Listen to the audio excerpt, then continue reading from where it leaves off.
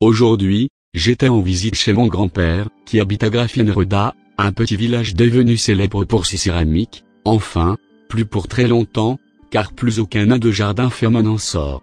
Mais il y a 10 ans, des centaines y étaient encore fabriqués chaque semaine. Chacune des maisons en a un, voire même plusieurs. Même dans les immeubles récents, on peut voir sur les balcons ou à travers les fenêtres les petits nains de jardin.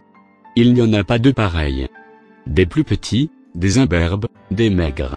Je les aurais certainement trouvés mignons si mon grand-père ne m'avait pas raconté sa jeunesse. Il s'occupait de l'usine avec son frère. Je sais qu'il est atteint de la maladie d'Alzheimer maintenant, mais ce qu'il m'a dit m'a fait froid dans le dos. D'après lui, Grafenröda a en réalité commencé à faire des nains de jardin à partir du XIVe siècle, pendant l'épidémie de la peste noire. Le village voisin avait été l'un des premiers contaminés. Hommes, femmes, et enfants étaient tous morts très rapidement. C'était une époque où l'on croyait encore aux loups-garous et à divers démons, donc rien d'étonnant à ce que certains croient qu'il y avait des farfadets dans la forêt. Mais ce qui était inquiétant, c'est qu'ils étaient persuadés qu'ils les protégeaient de tout mal. Par peur que la peste ne décime le village, ils les auraient attrapés pour les disperser autour du hameau, les attachant aux chênes en lisière de la forêt.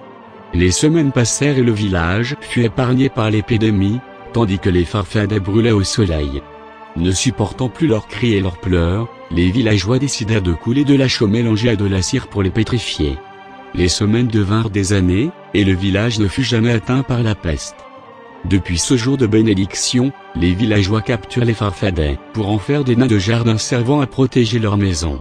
Au fil des époques, ils améliorèrent la production et leur solidité en ajoutant un enduit à base de céramique, et une cuisson au four. D'après mon grand-père, c'était bien plus long et bruyant, mais le résultat était au rendez-vous, les nains avaient meilleure mine comme ça. D'après lui, la chasse était la partie la plus compliquée, étant donné que le gibier a commencé à se faire rare à la fin des années 80. C'est à ce moment de son récit, et devant mon incrédulité, qu'il m'a proposé de faire un tour dans sa cave, qu'il avait aménagée comme une vraie cabane de chasseur. La pièce comportait tout un attirail pour la chasse et le piégeage. De petits pièges à ours rouillés, des cages.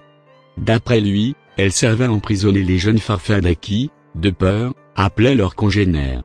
Rien de plus fort que l'instinct maternel.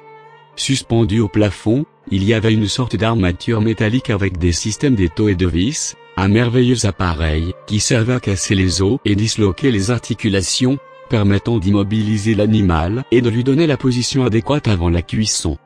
Papy fut tout fier de me montrer son chef-d'œuvre. C'était une sorte de filet en fil de cuivre. Il le dissimulait à proximité de la source, au cœur de la forêt, et le branchait à un générateur. Il n'avait plus qu'à ramasser les farfadets assommés. Il n'arrêtait pas de me vanter les mérites de son invention. Les dernières années, la mairie avait fait construire un barrage plus haut sur la rivière.